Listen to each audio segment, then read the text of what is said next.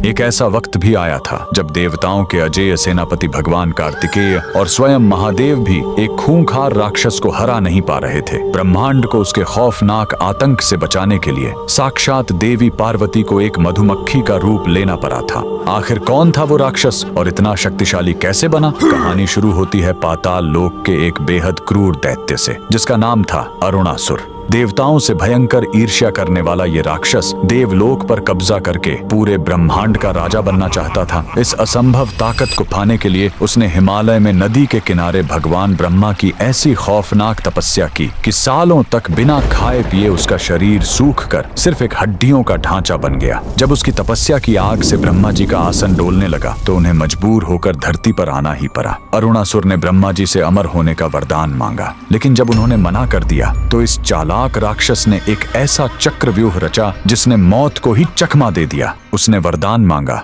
मुझे कोई देव, दानव या इंसान न मार सके, कोई 2 पैर वाला या 4 पैर वाला जीव मुझे न मार सके, और ब्रह्मांड का कोई भी अस्त्र शस्त्र मेरा शरीर न काट सके।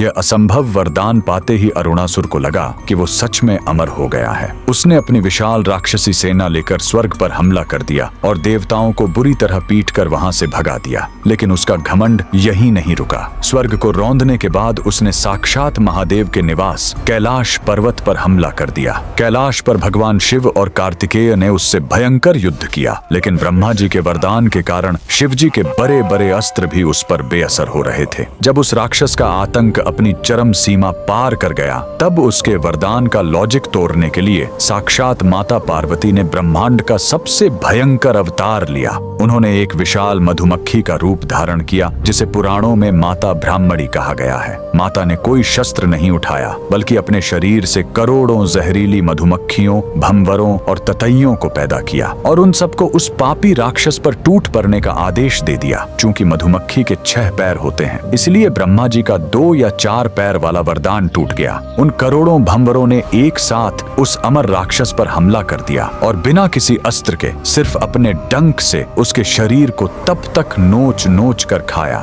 जब तक वो घमंडी राक्षस एक कंकाल में तब्दील होकर हमेशा के लिए खाक नहीं हो गया।